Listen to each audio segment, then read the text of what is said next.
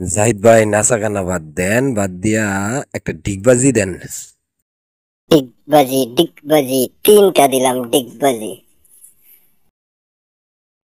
বাহ বাহ, কি সুন্দর ডিগবাজি হয়েছে ভাই, খুব সুন্দর হয়েছে। আচ্ছা ভাই, একটু আপনার পেশি দুইটা দেখান, পেশি দুইটা দেখান তো। ঘটনা কি? জানি না। আজকের ঘটনা হলো তোকে ভালোবাসতেই হবে মুভির কিছু অদ্ভুত অ্যাকশন দৃশ্য নিয়ে। সেই অ্যাকশন দৃশ্যগুলো কেমন অদ্ভুত এবং হাস্যকর সেটা নিয়েই আজকের আলোচনা। अच्छा ठीक है। এই নবাব নন্দিনী, তুই আবার শুনে যা, একদিন তোকে ভালোবাসতেই হবে, তোকে ভালোবাসতেই হবে। এইরকম চমকা ডায়লগ দেওয়ার পরও যখন নায়িকা সাহারা মরুভূমি ইমপ্রেস হয় না, তখন উনি মাস্তান দিয়ে ভাইকে এভাবে পিটায়, আর ভাই এভাবে ভাব লয়ে বসে বসে আবার চোখ টিফিও মারে, আবার ছবি তুলে নায়িকা আফা।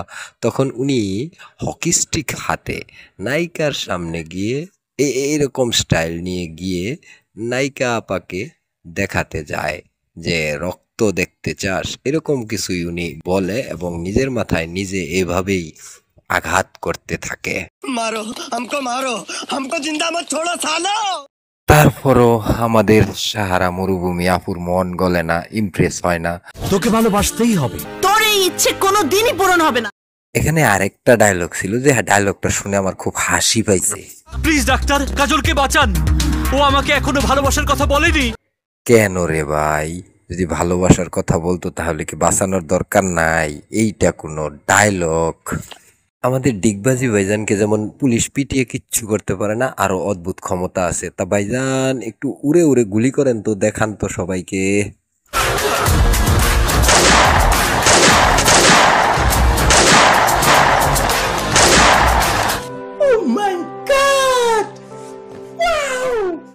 অ্যাকশন দৃশ্যের একটা পর্যায়ে দেখা যায় এই ধরনের একটা আওয়াজ।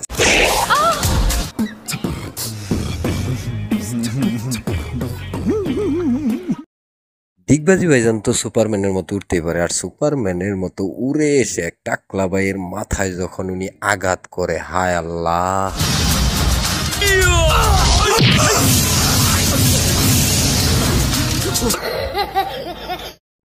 আমাদের জায়েদ ভাই উনি পা দিয়ে লাথি মেরে আকাশেও ভ্রমণ করাতে পারে, সেই দৃশ্যও দেখুন।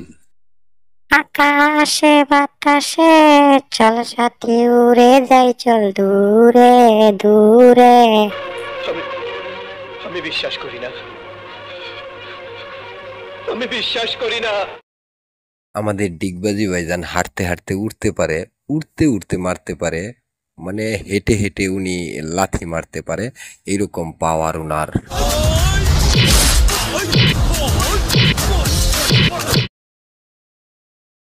এই ধরনের সব অদ্ভুত শক্তি উনার মাঝে আছে। উনি এভাবে লাফ দিয়ে উঠে দুজনকে এভাবে লাথি মেরে ফেলে দিয়ে তারপর উনি আস্তে আস্তে মাটিতে ল্যান্ড করতে পারেন, সেই ধরনের শক্তি ওনার আছে। যে পারে সে কাপড় সরাও পারে, কাপড় ছাড়াও পারে। আমাদের ডিগবাজি ব্রো ঘুষি মেরে ভিলেনকে বাতাস খাওয়াতে পারেন। ব্রো একটু বাতাস খাওয়ান তো ভিলেনকে।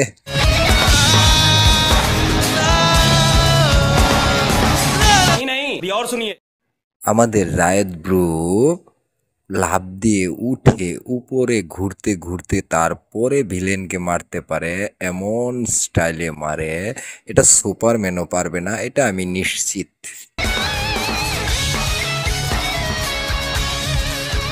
যেটা আমি বলি সেটা আমি করি, যেটা আমি বলি না সেটা আমি ডেফিনেটলি করি। जो मैं बोलता हूँ वो मैं करता हूँ, जो मैं नहीं बोलता हूँ वो मैं डेफिनेटली करता हूँ। আমাদের ডিগবাজি ব্রো ভিলেনদের ঘুষি দিয়ে এত বাতাস খাইয়েছেন এই মুভিতে যে বাতাস খেয়ে খেয়ে ভিলেনদের ঠান্ডা লেগে গেছে, এরকম ভাবে বাতাস খাওয়াইছেন ভিলেনদেরকে। एकदम इन्होंने वक्त बदल दिया, जज्बात बदल दिए, जिंदगी बदल दी।